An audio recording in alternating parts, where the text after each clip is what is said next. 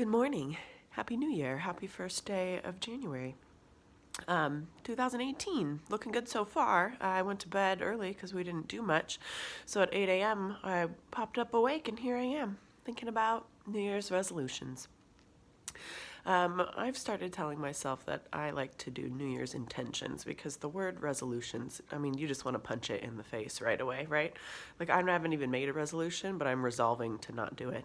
I mean, that's what I wanted to talk about, was when you're making goals or goal setting, which a lot of people like to do during the start of the year, that you need to pay attention to the language that you use for yourself, because you could be setting yourself up for disaster, or you could be setting yourself up to do something really positive for yourself. That's going to leave you feeling really powerful and like you actually have a chance to make some changes in your world. So first of all, I think starting with the language that you use. Resolution, like I said, no go. Intentions, I like that. You know what that means? That means I'm trying. I think I want to do this. I'm going to make some type of effort. Now that's a really easy one to stay in line with. The other ones, goals. What are your goals? Reflections. That could be you looking back on what you had done throughout the year before that you had committed to do, how you had done it well or not so well, and then kind of adjust your language for that.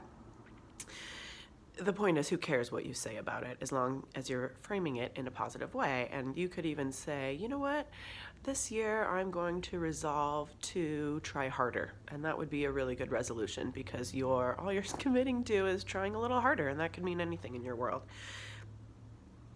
So I wrote down a couple tips to help you be able to make a better goal or resolution or intention for your New Year's. Keep it light and positive. Don't commit to doing things that you know are going to be impossible to do. Like if you can't even do it on day one, maybe not, Maybe that's just like a personal goal. That doesn't have to be a New Year's goal. Avoid language like no, no more, stop, quit, lose. Right there already, those words. Like you've already lost, even if you don't do it right, you're just starting off in a very negative sense anyways. And let's say what the old one is like, oh, I'm going to lose weight this year. Well, you've already started telling yourself that there's something wrong with you in the beginning of the year. And so you're going to subconsciously sort of rebel. I know this sounds silly, but the brain and the emotions, these are very sensitive things and they need to be talked to appropriately. So what I do instead is use words like try, embrace, explore, commit.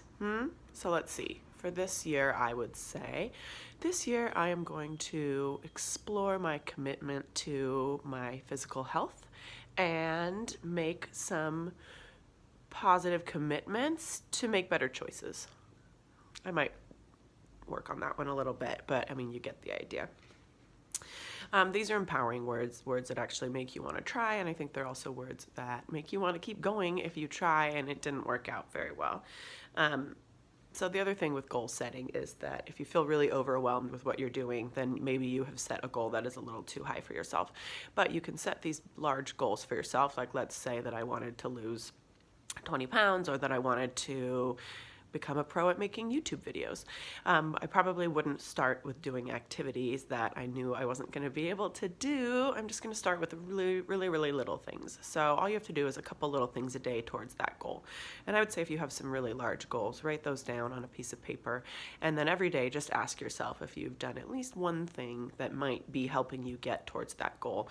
Or if it's a huge goal, break it down into smaller little mini goals that you can have going throughout the year, or even weekly things.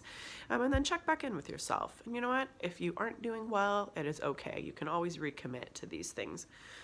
And here's the most important part. If you decide throughout the year that you don't want to do these things anymore, then don't do them and don't feel bad about it. The first person in line to make you feel bad about yourself is usually yourself. So, give yourself a break. That could be your first commitment this year, is to love yourself a little better, or at least commit to trying to. For me, I'm going to spend the day thinking about what some of my goals and intentions are. I'm sort of a goal-oriented person, but I do have a hard time with follow-through. So I guess my first intention this year would be to explore my follow-through and find some positive ways to joyously do that in my life more.